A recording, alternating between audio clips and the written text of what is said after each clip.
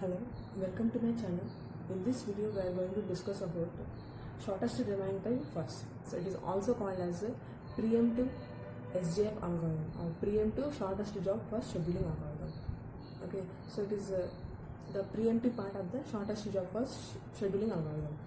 So here the name itself denotes that shortest remaining time first. The CPU is going to execute the process with the remaining burst time with the shortest remaining burst time first. Okay, so now we are going to see the how the process will execute through the Gantt chart. See, in the round robin scheduling we have seen that, so it is going to allocate each and every process certain amount of time limit, right? Time quantum we are giving.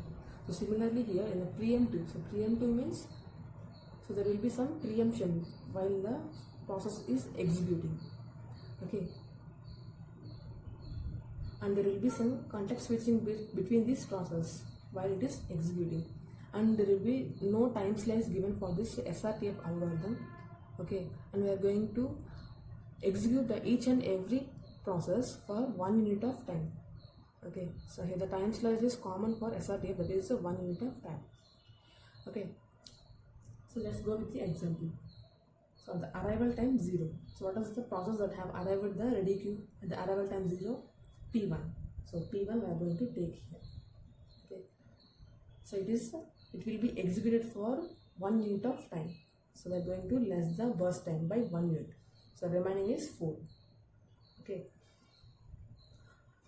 Okay. So now the arrival time is 1. So what are the process that have entered the ready queue here for the at the arrival time 1? So only P2 has arrived here, right? P2 has arrived. So we are going to take the value P2 and it will be executed for the 1 unit of time. So remaining is 2. Okay, so now 2. So it has executed for 1 unit of time. Okay, so what are the process that have arrived at the ready queue here? So P1, P2 and P3. So these three has arrived at the ready queue. Okay, so now we are going to take here. So among these process, what is the process with less amount of time?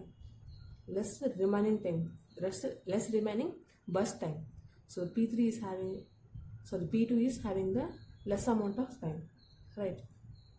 So that's why we are going to take the again P2 value. Okay, it will be executed for 1 unit of time. See, after executing the P1 also, okay, so here the 4 and 3, right? For 4 and 3, the less amount of time is for P2 only. The shortest remaining time is for the P2 only. That's why I have taken here P2.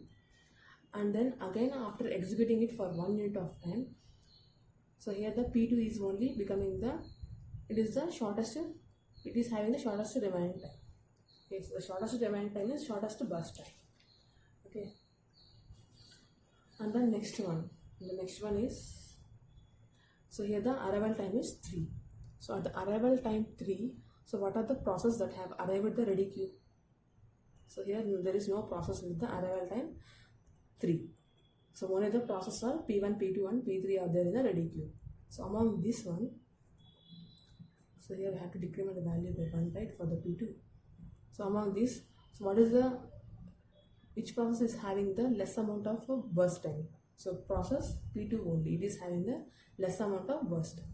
So P2. So for what amount of time, how much amount of time it is going to execute? For 1 unit of time. So 4 we are going to take. And the next one. So at the arrival time 4, what are the process that have arrived at the ready queue? P4, right? P4 has arrived at the ready queue. So that means all the process has arrived at the ready queue. Okay, among these processes, that is P1, P2 and P3, P4.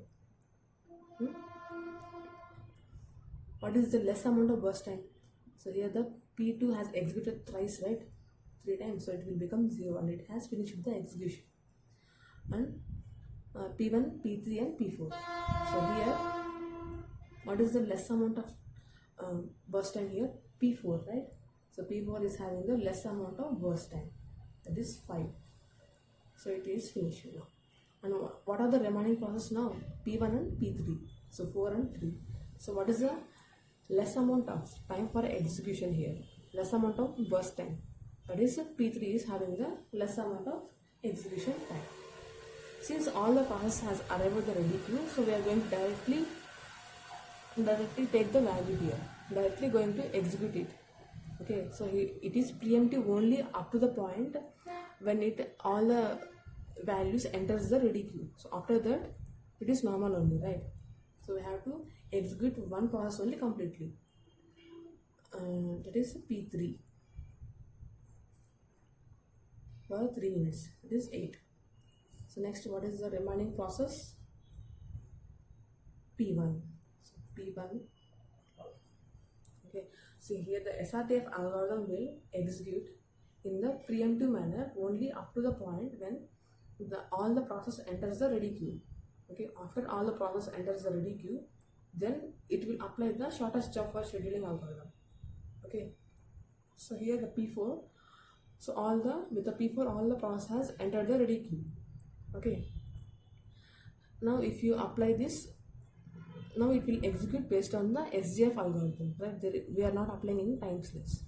If you apply time slice also, you will get the same answer. Okay, for the SRTF algorithm. And here we are going to calculate the completion time, turnaround time, waiting time. Okay, waiting time. So here the completion time is for P1, it is 12. Okay, and for P2, what is the P2? Completion time is 4, and for P3 it is 8, and for P4 it is 5. Turnaround time is completion time minus arrival time. So 12 minus 0 is 12, 4 minus 1 3, 8 minus 2 6, and 5 minus 4 1. And the waiting time, so for waiting time, what is the formula? Turnaround time minus burst time. So 12 minus 5 7, 3 minus 3 0, 6 minus 3 3, and 1 minus 1 0. So now we have to calculate the turnaround time, average turnaround time and the average waiting time here. Okay. So what is the average turnaround time here? 15, 16, so 22, and 10 by 2, 10 by 4, 10 by 4 and 22 by 4. Okay, these are the average turnaround time and waiting time for the SRTF scheduling algorithm. And this algorithm is very tricky.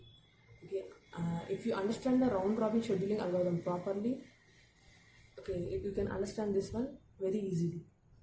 And the round robin scheduling algorithm and SRTF algorithm, so these are somewhat similar based on the time quantum, right? The time quantum is fixed for the SRTF algorithm up to the point when the process enters the ready queue.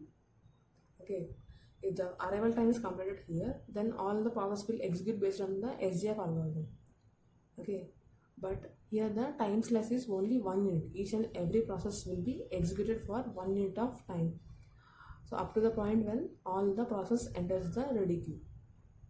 Okay, so similarly in the round robin scheduling algorithm, so in that algorithm it is going to execute each and every process with the time slice 4 up to the completion of all the process execution.